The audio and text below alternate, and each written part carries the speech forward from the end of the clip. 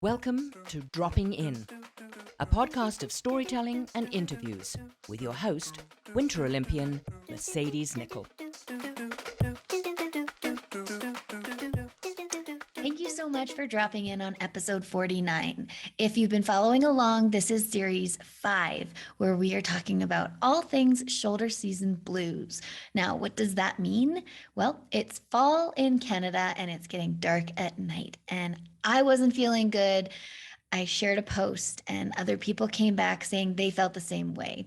I reached out to some close friends to start this podcast series to get to the bottom of seasonal affective disorder. That comes with a little bit of seasonal depression for most of us. And I've really enjoyed this series. I've had doctors on, I've had athletes on, and I'm excited to introduce the guest that we will be dropping in with today.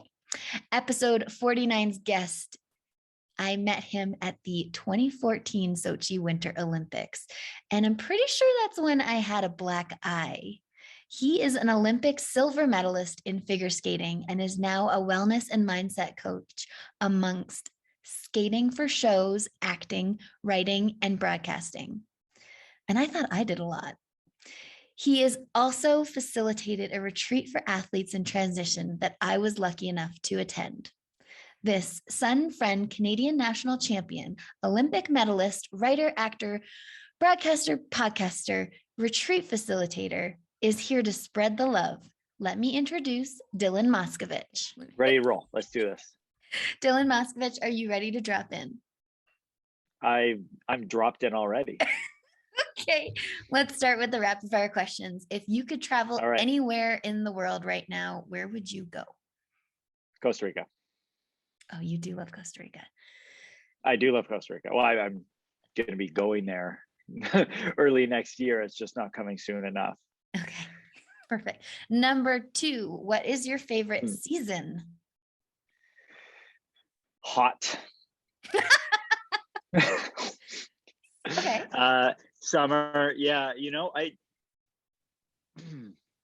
I think my body has this like weird trauma relationship with the cold. I don't know what it is, but yeah, it's definitely figure skating as a huge component of it. But I just want to be hot all the time. I want to wear as little clothing as possible, and like even a little uncomfortably hot, I'm good with. I like it. Do you run hot? This isn't one of the questions, but do you run hot? I used to run really hot when I was an athlete, and I guess this past year I've had an injury in my shoulder, and I've like really kind of settled the amount of energy output. I'm kind of accessing, and I feel like my engine's turned more into a hybrid than a semi truck. Okay, next question. Moving on.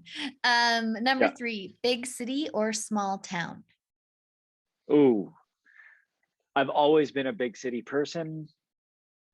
The pandemic changed that for me. Oh. Yeah, I just want to be around more plants. I want to be around more nature. I don't know. There's this energy and there's this life about being around biodiversity, and I feel like in the city it's just humans. Yeah. Or concrete and a few buildings. little concrete buildings. It's like Earth's graveyard. It feels so sad to me, and I love the energy of a city when it's thriving, in the summer and people are doing things. I love that. Yeah. But I think in the right place, like a small coastal beach town in Costa Rica, per se. Costa Rica. We're going back to Costa Rica.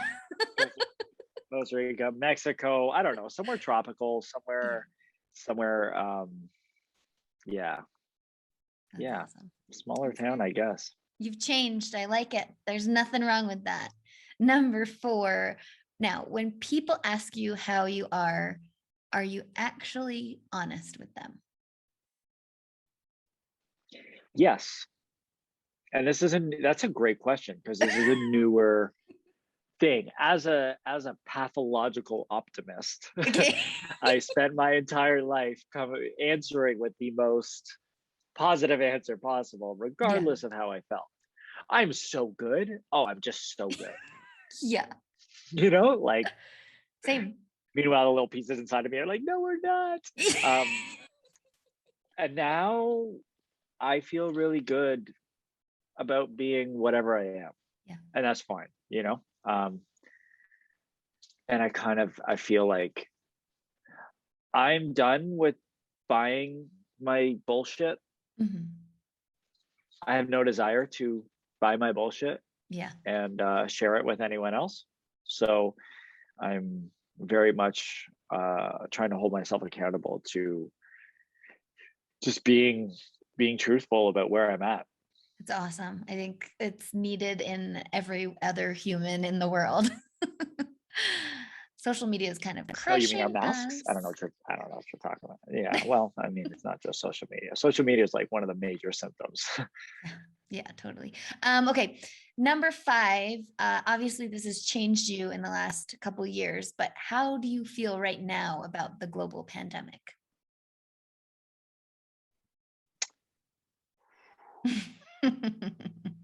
Is this a rapid fire question? Because that's kind of mean. I know. Here's The my next rapid one's fire nice. answer. Not good. Not good. That's how I feel. I That's a feel good not answer. good. Yeah. Yeah, I feel not good about it. That's totally fair. Good, honest Okay. answer. Yeah. Number 6, Yeah. I will lighten the mood with this rapid fire question. If you had a superpower, what would you want it to be?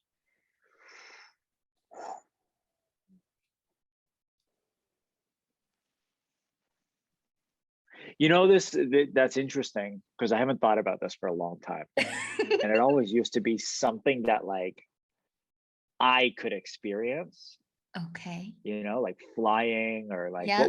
what would enhance my life. And now I think it would be, what would be my superpower that could affect the most amount of change? I love that. Maybe like a Care Bear stare. I don't know, like if Oh! I could just like beam love at everybody, like Yes. just, I don't imagine what kind of a world we would be living in if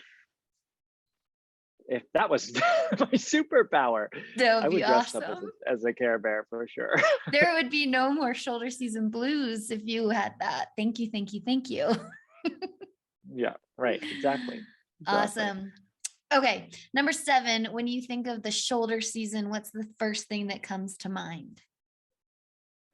I have a torn rotator cuff, and it's been about a year of just constant pain.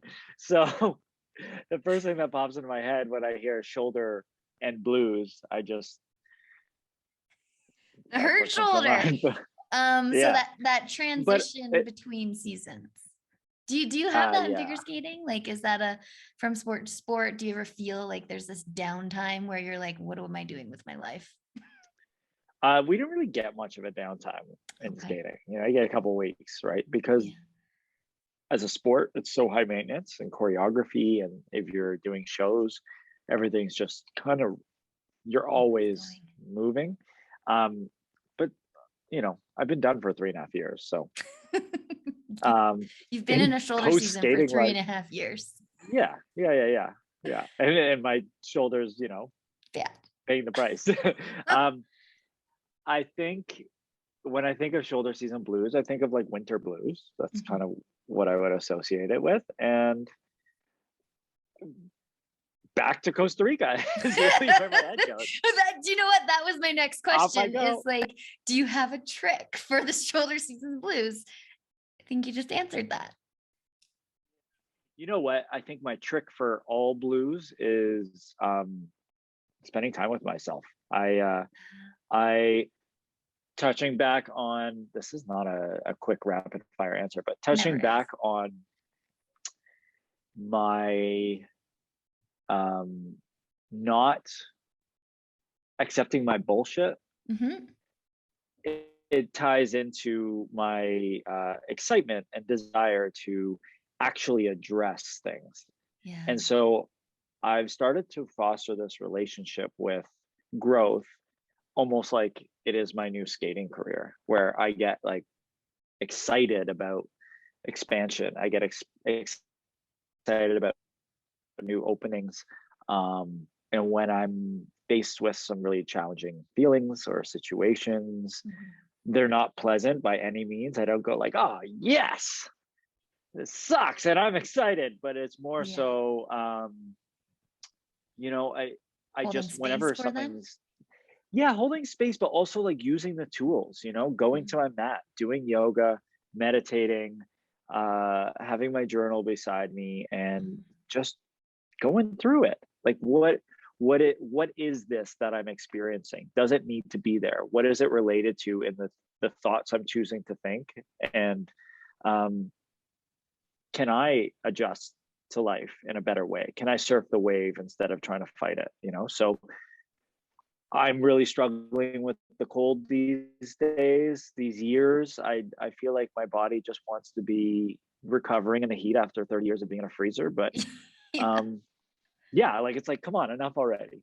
But yeah, I think that's how I'm dealing with all the blues. It's just that inward journey and like making it exciting, making it ambitious, and using it as fuel to expand myself.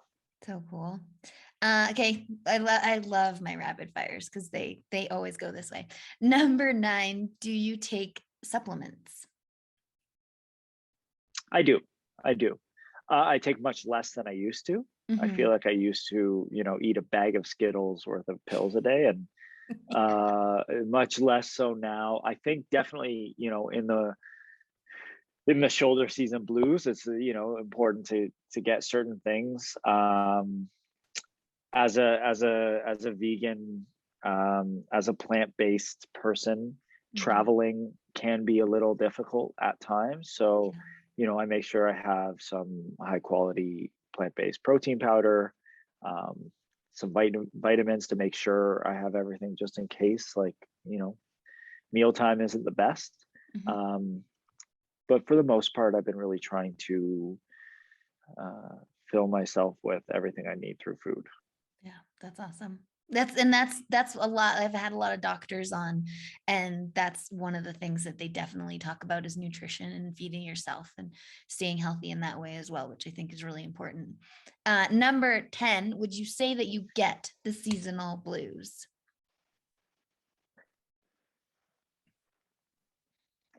For the last 3 years. Yeah. I think, well, I've spent a total of 6 weeks in Toronto this year.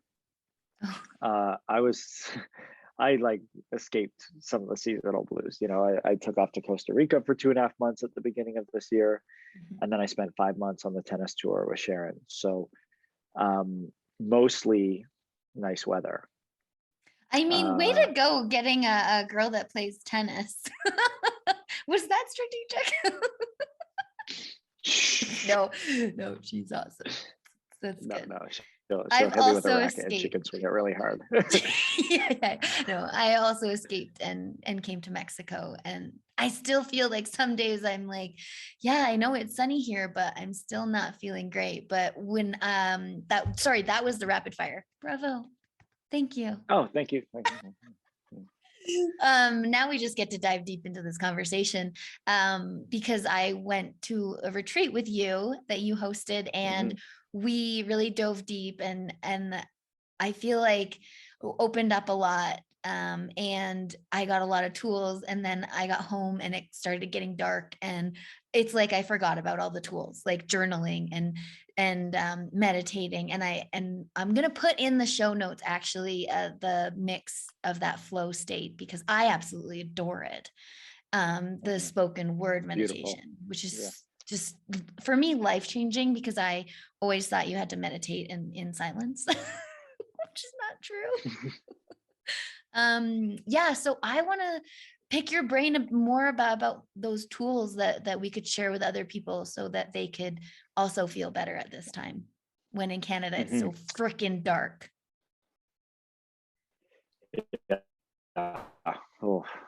Well, your soul doesn't have to stay dark. I think, you know, I'm in the process of creating a program with these retreats, and I'm in contact with some potential business partners in Costa Rica. I'm looking to run a few retreats there in the new year, and so we're Cool. putting it out there. Yeah, some athlete transition retreats. We might even run one in Portugal in the fall next year. I'd like to come to all of them. Looking to really, you're welcome to. Looking to create a program, you know, that's a holistic healing view. The thing about the retreats they are so transformative, and they're so intense and beautiful, and they give you so many things. But then it's like coming home from vacation. Life throws you back into your patterns, and you slide back into them very easily. You know, we have these default mode networks, these loops that we live in that are like just a slight hair above survival. You know, it's just on to the next, on to the next, on to the next. And whether we're actually just surviving or not, psychologically we are, because we are filling our days with everything, because society tells us we're supposed to be doing this, and then we have friends, which we love, but also sometimes feel obligated to see. We have family, and there's no time for ourselves. And there's always like, oh, I'll get to it. Really, my answer to that is, how badly do you want to be in a good place? What are you willing to do? And it's not about shaming yourself in the athletic way of like, you're not doing this, you're not doing this. It like has nothing to do with that. You're a human being, right? It's about finding a way to encourage yourself with radical acceptance, no self-judgment, just awareness, just observation, and gifting yourself that space, holding that space for yourself to just be, where you can look at all the parts of you, good, bad, whatever, all the feelings, not just like, you know, this Western society of like, you have to put forward your best face, whether it's on social media or in person, but suppress, and, you know, keep up the performance. And the problem is essentially you're telling yourself over time that your feelings are not valid. Yes. And that your development and your growth is not worthy of your time, because there are other things that are more important. And a lot of those things are fear of humiliation or rejection. Like, we're scared that we're going to lose our friends, or we're scared to let them down, or we're scared we're going to miss out on a job, and we see someone else do something and then we feel shitty about ourselves because somehow we're told we're not supposed to feel happy for them without feeling shitty about ourselves, you know? Exactly. It's mind-blowing how we all live this way and expect to be, you know, I guess that goes back to you you enjoying your time alone, because that is you kind of filling your cup and bringing yourself joy, right? Well, and I think it's getting curious. You know, curiosity is probably one of the most powerful tools and attitudes we can bring to self-actualization, self-development, self-observation. Like this idea of there's no, like, if you can erase the good and the bad and just there is, and dive into it in a curious, like, detective kind of way, it becomes fun. Yeah. And that's where when you show up for yourself, you say, I'm setting an intention that I want to meditate, or I'm setting an intention I want to do yoga or Pilates or whatever, like, puts you in a Zen place. I'm setting an intention that I want to journal 4 days a week. Every time you do it, you're telling yourself, I'm here for you. You matter. I care about your well-being, you know?